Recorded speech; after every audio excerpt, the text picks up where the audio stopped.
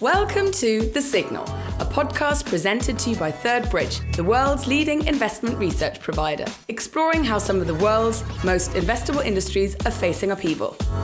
My name is Catherine Ford, and I'm a journalist with a 20-year track record of reporting on a wide range of financial topics, such as capital markets developments and M&A. In this episode of The Signal, we're going to explore how the rise of the conscious consumer is disrupting the US alcohol industry.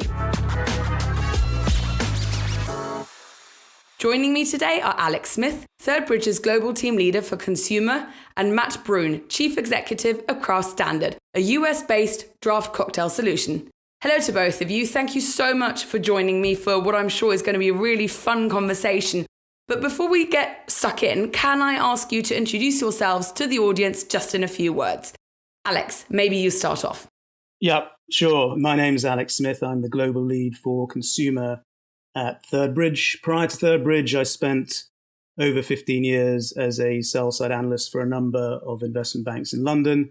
My focus was very much on global consumer staples companies across packaged food, home personal care, and the beer and spirits industry. Super, thank you so much. And also we've got Matt joining us today. Matt, tell our listeners a bit about yourself. Yeah, thanks. Well, I've been in the alcohol beverage industry for about 16 years collectively.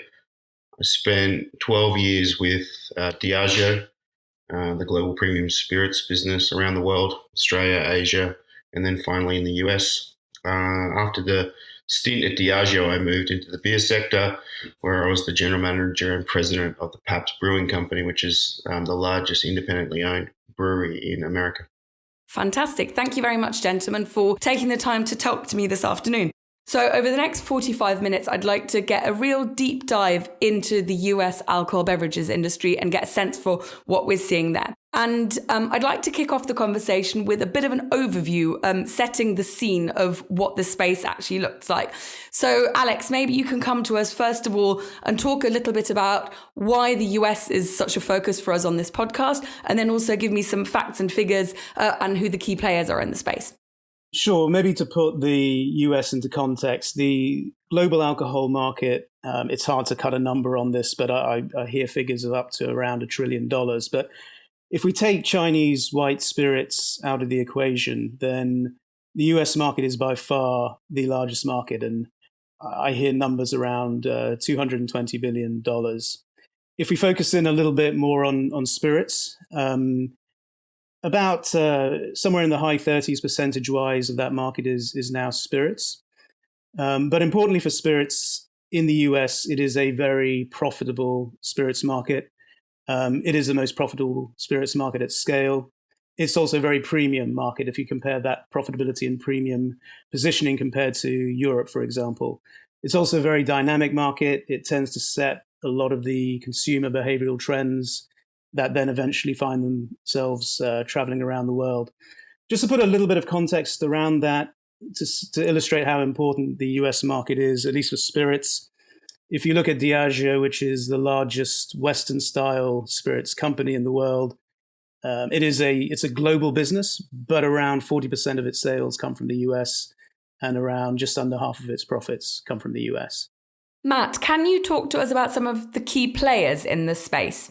Yeah, so from the beer side, you've got Anheuser-Busch, Molson Coors, the Rising Star, Constellation. Then you have the kind of newer entrants, which is Boston with the advent of Truly, Mike's off the back of White Claw.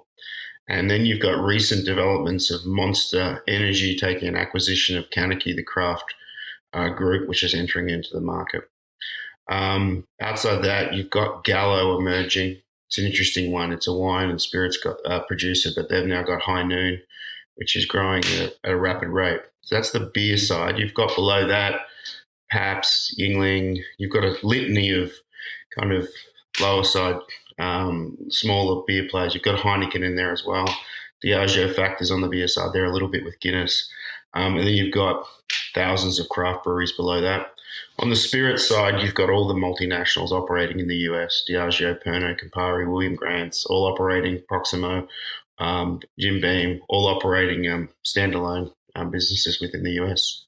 Okay. When Alex and I had a conversation about this podcast earlier on in the week, we spoke about, well, I quizzed him about, what does the average consumer in the space look like? And Alex just said, well, it's anyone at a drinking age, really. So rather than talk to me about sort of the average consumer, talk to me about who are the influential consumers in the space and what do their consumption patterns look like at the moment, Alex? It's very much the millennial cohort that are driving the trends that we're probably going to talk a little bit more about. But what you find is younger consumers are tending to reject the brands that their parents or even their grandparents would drink. They tend to be a little bit more experimental, a little bit more promiscuous, less brand loyal. But a common theme you will have heard probably is younger consumers tend to drink less, but they are very much prepared to spend more on that drink. Elder generations, the boomers, they're of course still drinking, but the categories and brands that they're drinking have changed too over the last 10 years or so. Very different to what we saw in Mad Men, for example, if anyone's seen that particular program. But those boomer habits changing very much, if anything, on the back of the influence of the millennial generation. Great. Thank you very much. Matt, do you want to add something to that? Thinking about sort of the influential consumer in the space. Yeah, I don't want to disagree with Alex because maybe that's not fair, but I think we're starting to see the millennial influence start to peter out. If you look at White Claw, truly, that wasn't driven by millennials. That was driven by certainly the younger end of the market. And now you're seeing tequila, mezcal, these new spirit brands also be driven by the inner city, urban dwelling, cocktail curious group. So we're starting to see millennials kind of still impact the market because they are the largest cohort, but those subsequent generations are starting to lean in. Okay, great. Thank you very much.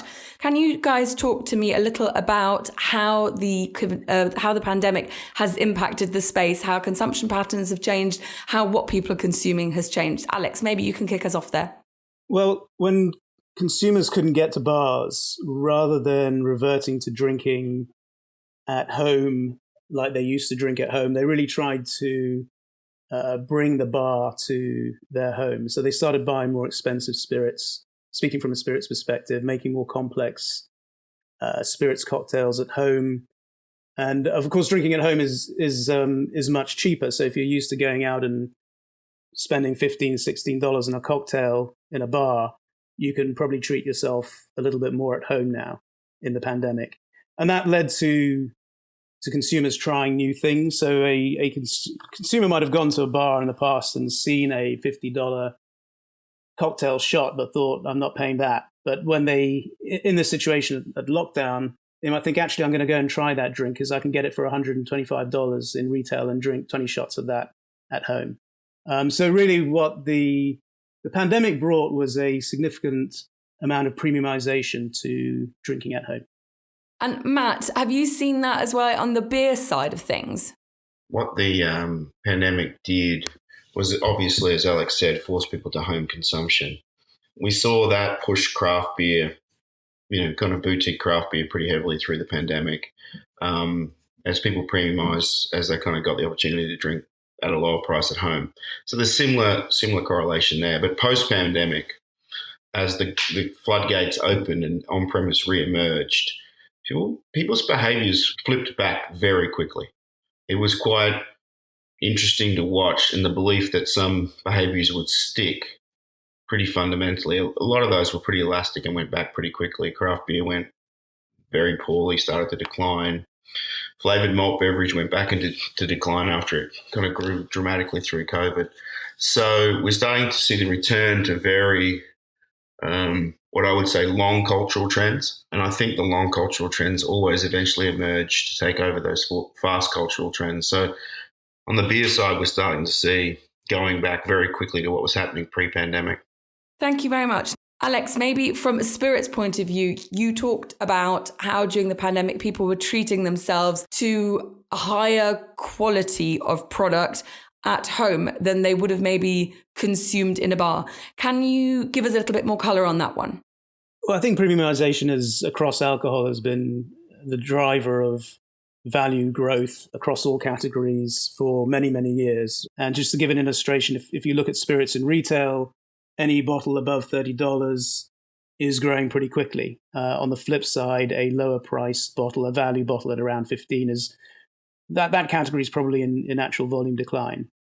And I guess if you look at spirits, every category is growing differently, but what is unanimous is the premium end of that category is growing more quickly than the value end. And to bring an analogy into it, if you look at the rum category, rum has been pretty stagnant as a big category in the US, pretty stagnant for many, many years because it's over-indexed to mainstream. I'm thinking of brands like Captain Morgan, like Bacardi. But what you've seen of late are much more premium entrants like Zacapa from Diageo. And this is really now beginning to bring a little bit of life back to the rum category. Talking about those premium brands, how much of an impact is the cost of living crisis having on those kind of products? Because I would imagine if people are having to tighten their belts fundamentally, are they not going to be turning to those lower end and cheaper products rather than the high end ones? We saw this a little in the credit crunch crisis in 08. What people tended to do is defer big purchases through high inflationary periods. So the highest inflation in the US is cars, travel. So you don't buy the new car, you don't upgrade the house, you don't go on that trip. But if you're at the local store and it's $4 or $5 between something that's okay and something that's nice, but you deferred that big purchase, then yeah, okay, let's do that. Like I think we've got to go micro when we think about the macroeconomic headwinds, and people tend to put off big things and then treat themselves in the little things. Coca-Cola branded Coke tends to do better during a downturn when people go, well, I won't buy generic, I'll trade up a little bit. It's only an extra $1. So we've got to be a little careful not to assume that these macro headwinds will end up impacting alcohol, because the inverse was true during the credit crunch for sure. Thanks, Matt. Can you also talk to us, Matt, about sort of the impact of premium products in the beer category? Yeah, so having done a very long stint in spirits and then a short-ish stint in beer, it kind of never fails to kind of amuse me about how many ways the spirits companies have to demonstrate value. Age, provenance, bottle shape, distillation method, maturation method, location, like the ability for you to kind of show value in spirits is infinite, right? Talk about Zacapa for a minute. Solera aged in cognac barrels above the sky in Guatemala. Okay, I'm paying $60, $100 for that. Like, are you kidding me?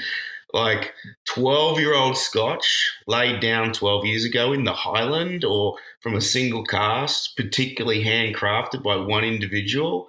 Like the romanticy of spirits is incredible, and that's why it captures people's attention. Beer's beer. And the industry got enamored by craft beer, but IPA is awful. Like it suits one single strain of consumer behavior.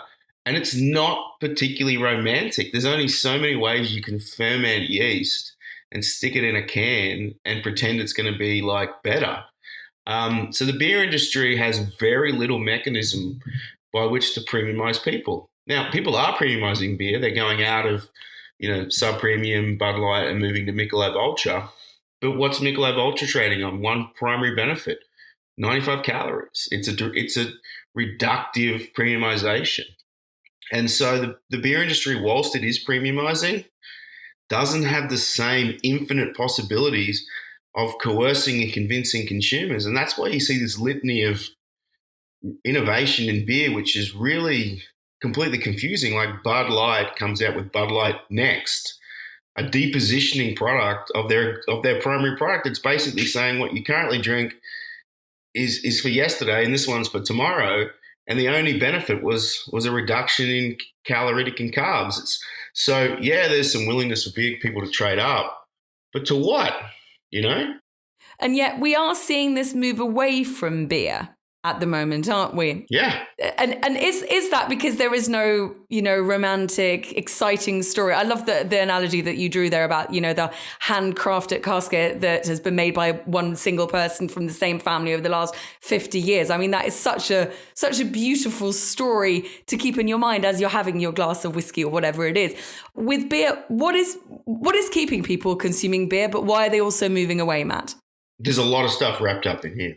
Let's start at the cultural level because, long culture is important here. Like individualism is shaping the world versus group behavior. If you go back to the 90s, everyone drank or connected with everyone else, and there was a group acceptance. Like you drank what your brother drank, what your old man drank. There was a real grandfathering in of behaviors, drinking behaviors. It was a rite of passage behind having your first beer.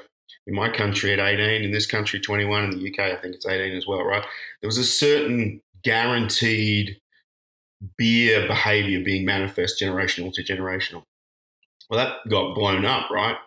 Individualism is now on the rise. And then you've got this explosion of incredibly cool spirits and cocktails and ready to drink cans. And so now I just get experimentation. And once people experiment outside of the beer category, what they unfortunately find is beer isn't that tasty, especially for younger people. Like if you're 18 or 19 in Australia or UK or 21 here, just straight up and down, the taste of a cocktail wins 9 out of 10 times over a beer. So beer has this now kind of vexing issue of not guaranteed next generational consumption and then fighting to try and find liquids that fight against the spirits industry.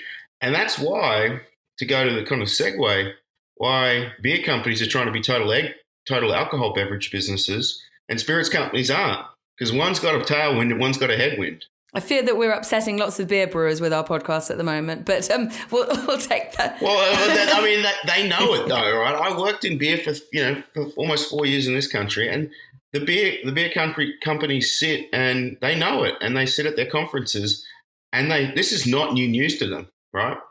They all know it inside out, but just knowing it is not always the answer. Sometimes you got to know it and do something, and that's really hard, right? I'd like to move on for a second now to spend some time talking about another trend that we're seeing in the industry: low and no alcohol offerings that we're seeing. And I think we're seeing them in a variety of categories throughout alcoholic beverages. Matt, do you want to talk to us about some of the trends that you're seeing there and where they're coming from and what's fueling that movement?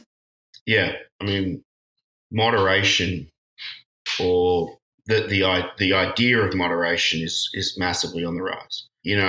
For many of us a little older, our behaviours as an early drinking age person were held tightly within a group of small friends.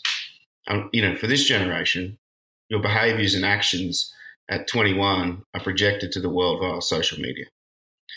So there are consequences to our behaviours that we've never seen. And you can just ask a few celebrities in America around the consequences of their behaviour on social media. So this next generation, especially this completely digitally native generation, understand the consequences for their behaviours. So moderation is on the rise for a lot of social reasons, but also a lot of health reasons. They're also more in touch with the data or the understanding, the information that helps them understand the role of alcohol in their life and in their health. So moderation is certainly on the rise significantly. And what that's done is created opportunities for better quality non-alc beer. You saw a $50 million transaction yesterday with Dr. Keurig and Athletic Brewing. Athletic Brewing is at the forefront of reinventing what non-alc beer looked like. Previously, non-alc beer was derivative or dilutive of an existing franchise. So it was Bud Light non-alc, which was the worst version of Bud Light. What Athletic did was make non-alc beer it's what it is. So it's not less than something else. It is what it is in itself great. So you're seeing the rise of non-alc beer for sure, satisfying people who enjoy the taste of beer, usually slightly older, who have drunk it for some years, and now getting a really quality non-alc beer experience. So we're seeing that. We're also seeing broadly massive opportunities for consumers to choose to moderate their alcohol consumption. A lot more non-alc sodas with real ingredients coming through that they can use instead of alcohol. And we're also seeing now, with the increased acceptance and legalization of cannabinoids, CBD particularly because of the Farm Bill, We're seeing the rise of CBD beverages. We're obviously seeing the rise of THC beverages in legalized states. So you're seeing the ability for consumers, again, in this individual state to play around with how they combat and deal with stress without use of alcohol. So there's so many interconnecting trends here that help people reduce their consumption of alcohol. Okay, thank you very much there, Matt. Alex, did you want to add something from a spirits perspective when it comes to low or no alcohol offerings? Not only that, spirits is way behind the curve in terms of adoption. I'm not sure whether that they just couldn't find the right replication of a particular product, or whether there was consumer demand on the spirits occasion. But we're certainly getting there now. You've got a scale brand in Seedlip, owned by Diageo. I think the interesting thing is the non-alc spirits version is probably cannibalizing on a traditional spirits occasion. I don't think you're converting non-alcohol drinkers into an alcohol occasion. But the important thing, I think, from a corporate perspective is you price your non-alcoholic version very similarly to the alcoholic version. So Seedlip will be priced as a premium gin, but the supplier, the manufacturer doesn't have to pay tax on that. So spirit companies, I don't think, mind consumers moving away from a spirits drink to a non-alcoholic spirits drink, as long as it's theirs. Yeah, to undermine your point, Alex, on the size of the marketplace, non-alcoholic beer is an $18 billion category on a global level. Wine is $6 billion, and spirits is $300 million. So, as a percentage of business, spirits is way behind in terms of its consumption. It will be interesting to see what occasions are being moderated. I'm seeing wine particularly be hit in the US in terms of category decline. I'm curious if the wine occasion, especially for millennial women, is being retracted post-COVID, and this potentially non-alc beverages, spirits, etc., start to enter into that wine-based occasion as people look to moderate their wine consumption. Hi, my name is Erica Gomez, and I'm an analyst at ThirdBridge. If you'd like to know more about the subjects discussed today, our forum team have over 30,000 company and sector transcripts available on demand. They offer extensive insight into the U.S. tequila market, Pernod Ricard, and the development of the U.S. alcohol e-commerce industry. Each transcript features a 1-hour interview between an unbiased analyst like me and an industry executive. You can find this content at signal.thirdbridge.com. And now, back to the podcast. Now, Alex, I'd like to come and talk to you a little about a trend that we saw pre-pandemic, but has definitely picked up in speed post-pandemic, is the ready-to-drink cocktails. What can you tell us about that market development?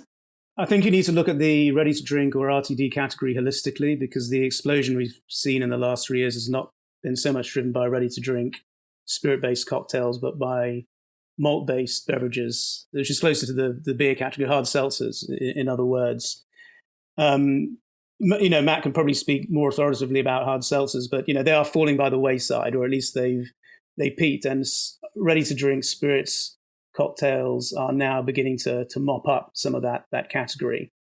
I mean, if you use Australia as a benchmark, I think, if I'm not mistaken, Matt, that's got a high penetration of ready-to-drink cocktails. Maybe that would be illustrative of where the US could get to, but consumers like it. It's easy consumption. You don't have to mix things. It's that grab and go to a party, greater portability. The issue in the US is, again, this comes down to a tax issue.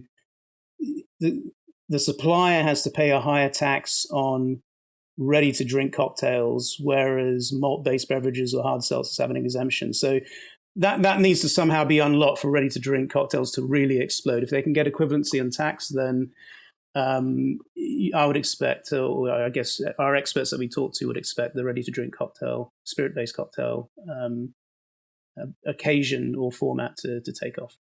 Matt, would you like to add something to that? So, yeah, I have plenty of experience from Australia 20 years ago when the government did equalise tax. It changed the bill around 2000, and spirits-based RTDs tax was equalised or close to equalised to beer. And spirits-based RTDs absolutely exploded. So now if we talk about the US regulatory environment which is both taxation, but also three-tier system, has held back spirits RTDs in America for 20 years. Access to marketplaces is weaker, i.e. you can't put it in every store in every state. And the system of delivery here is split. So obviously a manufacturer can't deliver direct to store. They have to go through that middle tier. That middle tier was constructed and bifurcated very much post-prohibition. You have the beer distributor who delivers highly frequent deliveries, primarily focused on cold box beer. Okay, that is a system. There are 1,000 distributors in America that just do beer, and they do it by county, not by state, not by territory, by county. And those contracts and positions have been in place since 1936. The spirits distributors, they do infrequent drops. They don't access the cold box, and they put it on the ambient shelf. So herein lies the problem on how to get your spirits RTD to market. You need it in the fridge because principally spirits RTD sell predominantly cold. So how do you get it to market? You put it, Ciroc RTD through a spirits distributor will be impacted by its inability for their distributor to access the cold box because Anheuser-Busch and Molson Coors control the cold box. But then if you put it in the beer distributor, they don't understand spirits. And they really don't want spirits RTDs to really impact the beer category. So they held it back. They've held it back for 20 years. But then came along a thing called White Claw and Truly that's completely changed the game. Because now you have a product that's defined as beer because it's brewed from corn, but it's meant to mimic a vodka and soda, which is what consumers want. But it goes through the beer network. And then suddenly it unlocks consumers to what they've been missing for the last 20 years. And you get a 200 million case category emerge within 3 years. And now we've got Pandora's box open because now consumers know what they've been missing. Now High Noon is 20, 30 million cases, right? It's spirits-based. So now the beer companies, the beer industry, the beer distributors are like, wait a minute, why were we holding this back? We can make a lot more money because these are a lot more expensive.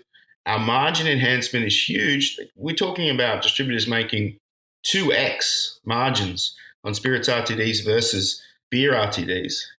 But Matt, the way that you're describing the industry, it sounds like an industry that is really ripe for disruption, for someone else to come in with no association either direction, not into beer, not into spirits, just come into it as an entirely new product offering. Why hasn't that happened so far then? That seems like a very large question. So, White Claw did. White Claw didn't exist. If you go back 5 years ago, it didn't exist. Right, we're talking about White Claw and Truly, two brands that did not exist. Actually, a product category that did not exist 5 or 6 years ago become a 200 or 300 million case category. So they did completely disrupt the industry. Now we're going to see lots of additional, like High Noon is disrupting. High Noon is a vodka-based, basically White Claw. You're going to see Topo Chico tequila launch. It's already been announced. So you're going to start to see big brands with spirits in them continue to disrupt that 3 billion cases of beer that sat there under attack, right? You don't have to be stealing much beer to get a big category here, right? So I don't know if you're going to see, you're going to see lots of new brands attempt to crack it. Mountain Dew just launched, Mountain Dew Hard here. From Pepsi. That's an insane concept. You've seen Coca-Cola launch their brands, Topo Chico, and their lemonade brand. You're going to see Pepsi add more brands to the market. You've seen Monster make an acquisition of a beer company. They're going to be launching, Monster. They've launched Monster Hard as well, or their version of it. So you're going to see some pretty wild stuff come from the industry in the next 4 or 5 years as the floodgates have opened to allow new format cans into the marketplace. Okay. We're going to spend some time talking about diversification to gain market share in a minute, but e-commerce has exploded over the last 10 years, and over the course of the pandemic, the importance of having an e-commerce offering has only grown even more. Talk to me about what we've seen in the alcohol space and why it has been comparatively slow to embrace e-commerce. Yeah, direct-to-consumer alcohol is incredibly problematic. To start with age verification at delivery. I mean, it's impossible right now to get drivers to make deliveries because every other category is exploded with deliveries. You've got Uber, you've got everything delivering to your house. It's just, how can you get a workforce? I mean, America runs at basically full unemployment. There's too many jobs and not enough people. So just pure delivery systems are hard to come by. And if you add age verification at the end point, you add costs through the roof, right? So economically, does it really make sense for anyone to do it? So that's a big barrier. And second, traditionally speaking, beer has been a grab to consume. I'm not waiting around. I'm not pre-ordering my beer a week early. I'm going to the shops, I'm getting it cold, and I'm taking it to a party. So beer is really not a planned purchase. It's still massively part of the trip or the destination for a shopper. So Walmart doesn't really want anyone not coming to the store. It's preferential. They get them in because they're going to sell them more. So they're not particularly interested in driving beer direct to consumer.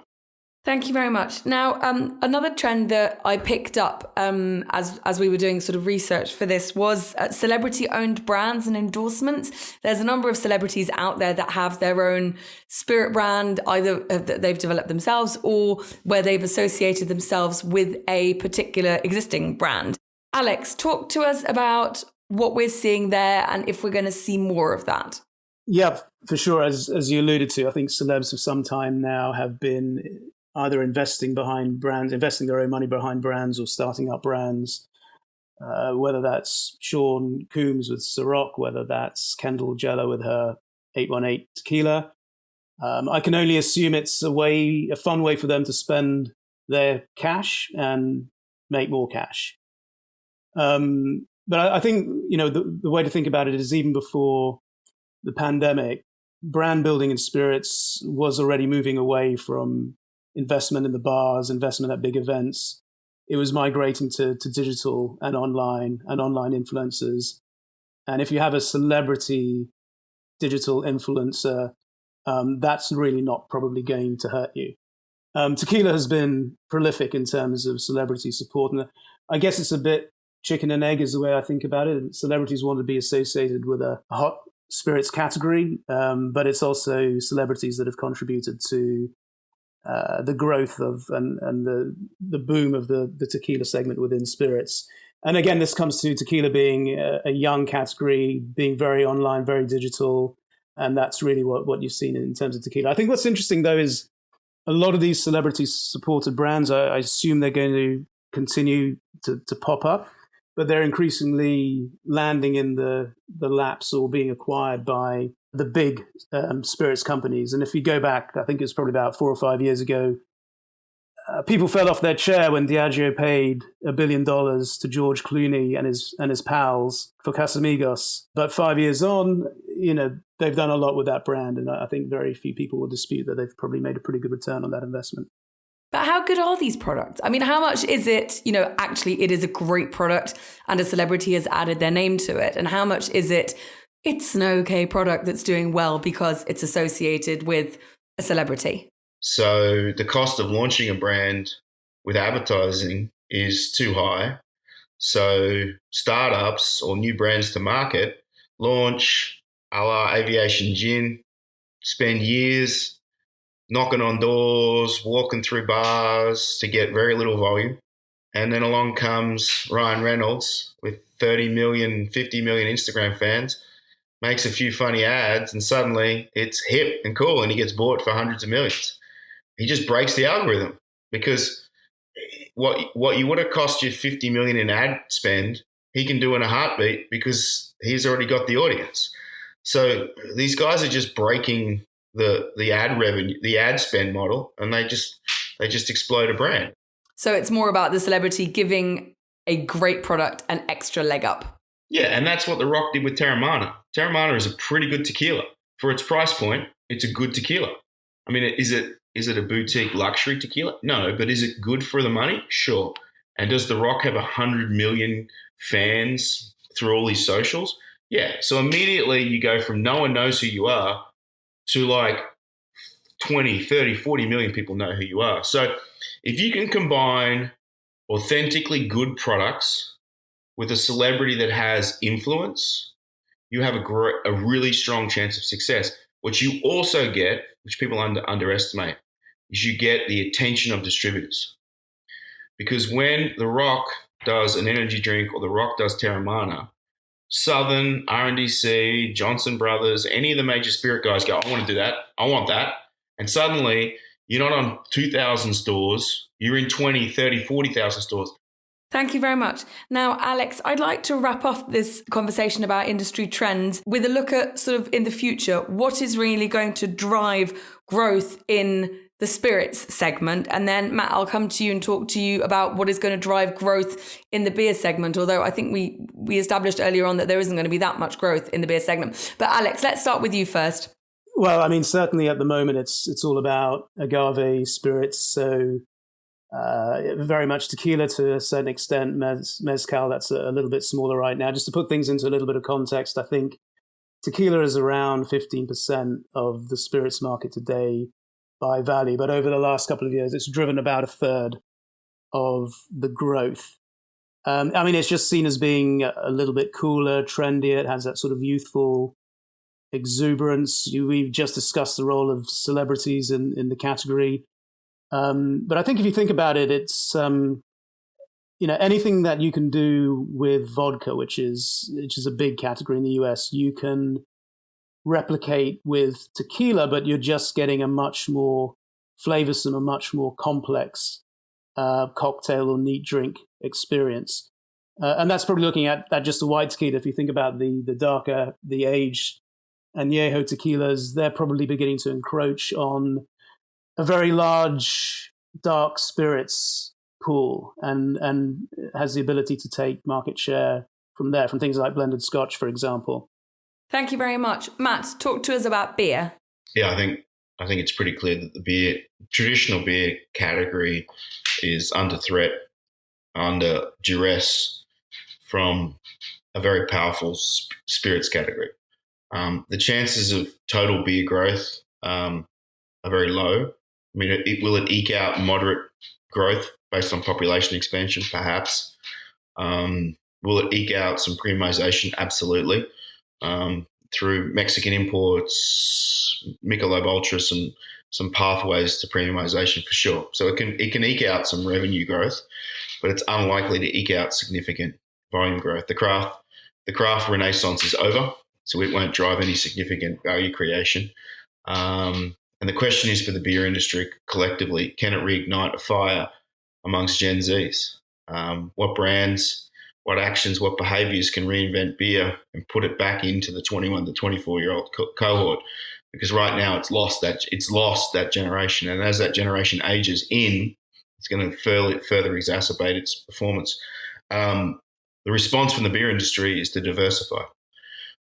Each of them have now a stated position of total bev alc. Molson Coors reinvented itself as not a brewing company, but a beverage company. Anheuser-Busch has the Beyond Beer segment, which has been aggressively acquiring and driving into spirits, Cutwater included.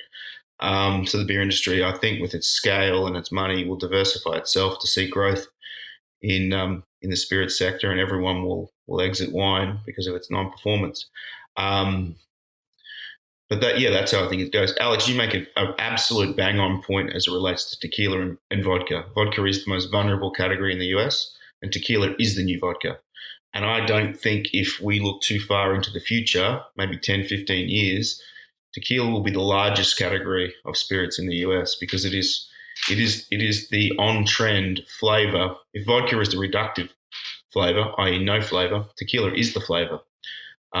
So I think we're going to see that. And then off the back of that, you will definitely see mezcal rise because mezcal is the early adopters, innovators version of tequila. I mean, we're seeing it undercurrents right now. But I think we've also got to keep our eye on the rum category because this industry never stops to search by bartenders to be ahead of everyone else. There's 230,000 bars in America. There's maybe 10,000 of them that set trends. Every one of those bartenders that work in there is trying to get a spirit that you've never heard of, to give you a cocktail you've never tried. So this industry will never stop its search for what's next. So while you keep your eye on tequila going mezcal and behind, there'll always be one category that's emerging very quietly, that'll emerge in 5 years' time as being the next hot thing. So if we think about sort of the winners and losers in the space, I mean, listening to what you guys have said, it sounds like the tequila segment is the winner at the moment. Losers, beer. Is it as simple as that, or is there a bit more nuance to it? I think if we look at category shifts, it's pretty clear that spirits is gaining market share from beer. It's gaining market share from wine. If we look within spirits, tequila is a clear winner. I'd say dark spirits in aggregate probably continue to gain market share, with the exception of blended scotch for whatever reason. And vodka is for decades been the bedrock of the US spirits industry. That's the most vulnerable, and that's where the new on-trend categories are going to take market share from. I agree with that, Alex. I think you're spot on that point. And time will tell who the eventual winners and losers are, Catherine, because the beer industry still has opportunity, given its size, its power. If they can diversify smartly, who knows? Who knows where they can take themselves, right?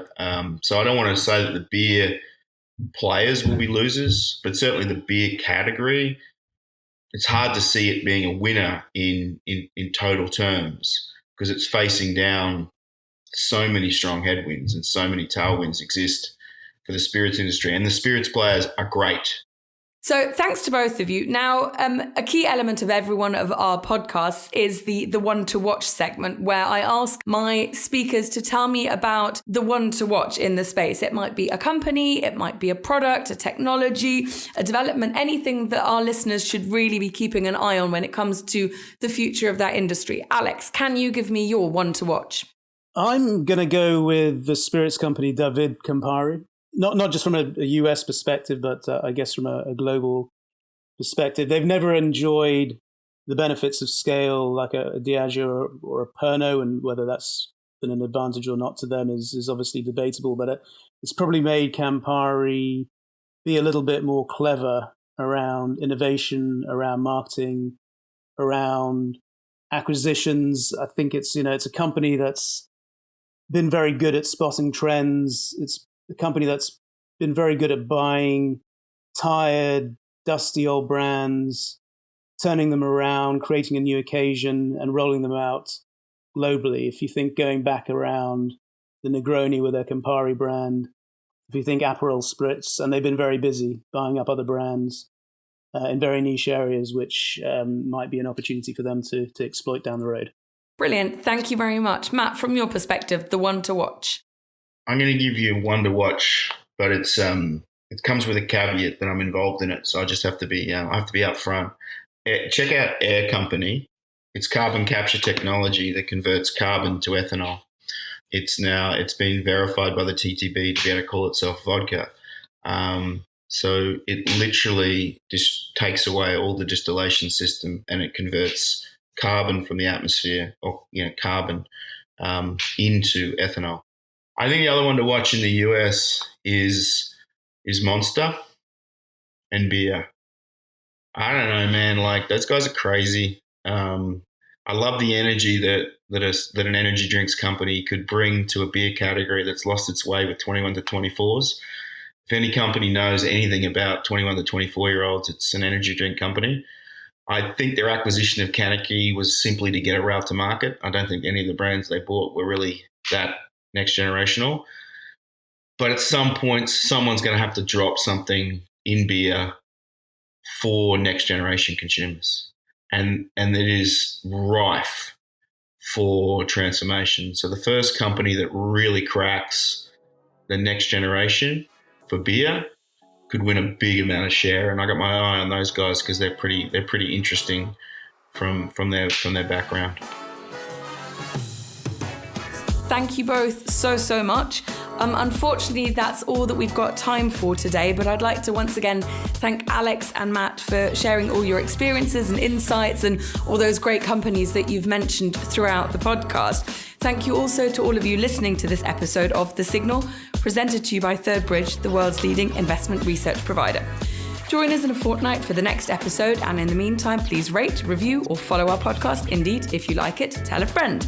You can find us on Spotify, Apple Podcasts, and wherever else you get your podcasts from, and obviously also from thirdbridge.com/signal. From me, Catherine Ford, that's goodbye, and until next time.